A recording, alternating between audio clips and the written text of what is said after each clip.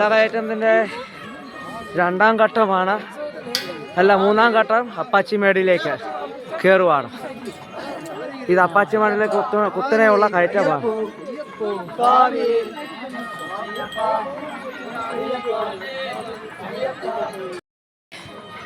Appachimedu hill ടോപ്പിലേക്ക് എത്തി. ഇതാണ്ട് ഇവിടെ ഒരു ഫോട്ടോ കാണുന്നുണ്ട്.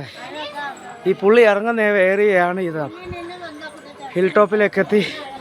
ഹിൽ ടോപ്പിൽ നിന്ന് മൂന്നാം ഘട്ടം വീണ്ടും തുടങ്ങുകയാണ്. കുത്തനെയുള്ള മലകയറ്റം. ഇതുവരെ പമ്പയിൽ നിന്ന് ഇവിടെ വരെ 3 കിലോമീറ്റർ കഴിഞ്ഞു.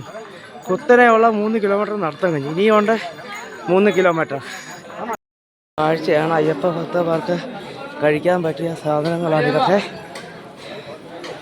കണ്ടില്ലേ, ഭക്ഷണം അവർക്ക് കൊള്ളാവുന്ന തണ്ണിമത്തൻ, മാങ്ങ, പേരക്ക ഉൾപ്പെടെ ഉള്ള സാധനങ്ങളാണ്. പിന്നെ ഇതുപോലെ സ്റ്റാളുകളും ഉണ്ട്, ചായ കോഫിയൊക്കെ കിട്ടുന്നത്. ഇപ്പം ഞാൻ അയ്യപ്പൻ്റെ പൂങ്കാവനത്തിലോട്ട് കയറിയിരിക്കുകയാണ്. ഇനിയുമാണ് അയ്യപ്പൻ്റെ പൂങ്കാവനം തുടങ്ങുന്നത്. അപ്പാച്ചിമേട് കഴിഞ്ഞ് പൂങ്കാവനയിലേക്ക് ഇനിയും കുത്തനെയുള്ള ഇറക്കമാണ്. അത് കഴിഞ്ഞാൽ വീണ്ടും കുത്തനെയുള്ള മലകയറ്റം.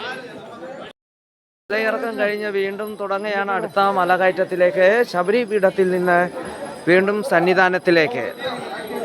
18 വർഷം തുടർച്ചയായി മല ചവിട്ടുന്ന അയ്യപ്പന്മാർ തെങ്ങുകൊണ്ട് ഓടി അവിടെ ശബരിമല നടുന്ന ഒരു പതിവുണ്ട്.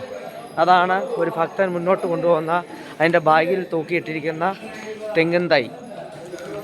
അങ്ങനെ ശരം കുത്തിയെത്തി. അയ്യപ്പൻ്റെ ശരം കൊണ്ട സ്ഥലം എന്ന് പറയുന്നത് ഇവിടെയാണ്. ഇതാണ് ശരം കുത്തി. ഇത് ഇവിടെ നിന്ന് തിരിച്ചു പോകുന്ന വഴിയാണ് ഈ കാണുന്നത്. ശരം കുത്തി ത്തേക്ക് എത്തി. ഭയങ്കര തിരക്കിലാണ്. പബ്ലിക് റഷായി. താഴോട്ട് ഇടുങ്ങിയ വഴി കൂടാണ് ഇനിയും അയ്യപ്പ ഭക്തന്മാർക്ക് പോകേണ്ടി വരുന്നത്. ഇടുങ്ങിയ വഴി കൂടാണ് അയ്യപ്പ ഭക്തന്മാരെ പോകുന്നത്. ഭക്തജനങ്ങൾ ക്യൂ നിൽക്കുകയാണ്. താഴോട്ട് ഇന്നും നടയടയ്ക്കാൻ 2 ദിവസങ്ങൾ ബാക്കിയിരിക്കെ ഭയങ്കര തിരക്കാണ് സന്നിധാനത്തും പരിസര പ്രദേശങ്ങളിലും. സ്വാമിയെ ശരണം അയ്യപ്പ.